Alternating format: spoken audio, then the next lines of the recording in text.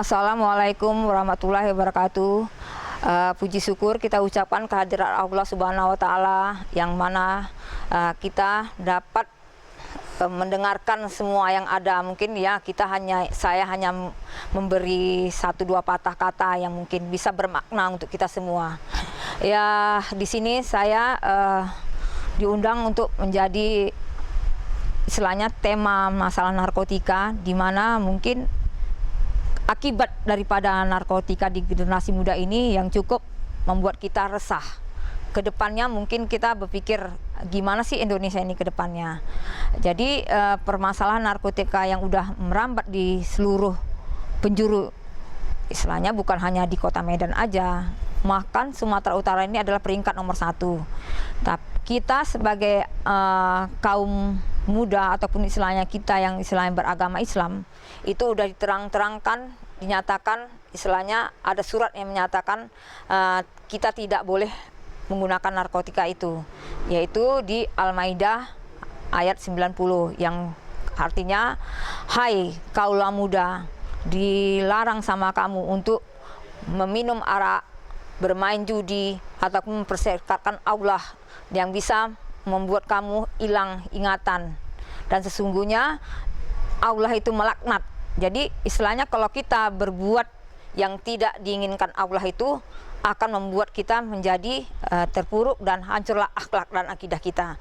Jadi kalau seandainya di Al-Maidah itu sudah ditekankan, kalau kita tidak lagi mempunyai akhlak ataupun tidak melakukan lagi syariah daripada Islam, mau kemana hidup kita ini? Jadi jauhkan narkotika ini, maksudnya adalah karena narkotika ini yang diserang itu adalah otak. Jadi otak kita ini tidak berfungsi.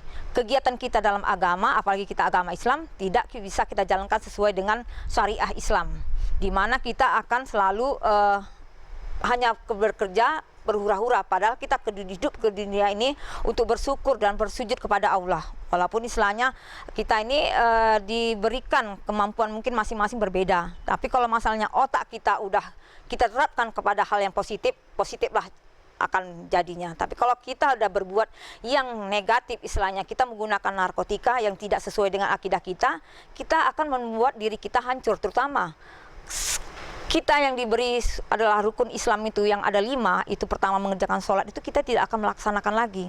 Kita lihat sekarang di mana-mana kalau orang yang menggunakan narkotika itu dia hanya tahu dengan dirinya sendiri dan tidak tahu dengan lingkungannya, dan apalagi dia mau dinyatakan dengan kuasa Allah, di mana Allah tidak akan dikenalnya, karena pikiran dia apalagi udah ketergantungan, pikirannya itu hanya untuk sekedar gimana sih masuk narkotika ke tubuhnya. Jadi kalau saya rasa jangan kita menggunakan narkotika, lebih bagus tidak kenal sama sekali daripada kita hancur kemudian. Demikian yang saya sampaikan kepada kita semua di sini. Saya harapkan ke depannya jangan kita kenal narkotika, lebih bagus kita mengenal diri kita untuk kepercayaan kita kepada Allah Subhanahu wa Ta'ala. Karena kalau kita menggunakan narkotika nggak ada gunanya, yang udah kita hanya hancur kemudian. Jadi demikian saya sampaikan, mudah-mudahan bermanfaat bagi kita semua. Wabillahi taufiq walhidayah. Assalamualaikum warahmatullahi wabarakatuh.